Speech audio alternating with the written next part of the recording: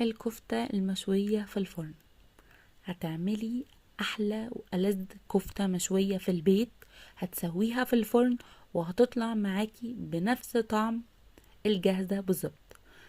بتبقى طرية وجوسي ومستوية ومش بتاخد وقت كمان في السوا. محدش هيصدق خالص ان انتي عاملاها في البيت وكمان مسويها في الفرن. لو انتي اول مرة تشوفيني ما تنسيش تعملي اشتراك في القناة، ويلا بينا نبدأ. معايا هنا كيلو من اللحمة المفروم، فيها نسبة من الدهن، بيضة، معلقة كبيرة من دبس الرمان، 3 معالق كبار من الدقيق، ملح وفلفل، معلقة كبيرة من الخل، ومعلقة كبيرة من السبع بهارات، نص معلقة كبيرة من السكر، كيس من البيكنج باودر، بصلة متوسطة مفرومة، ومعايا كمان بقدونس مفروم وده اختياري. هكتب لكم كل المقادير تحت في الديسكريبشن بوكس زي ما انتم متعودين.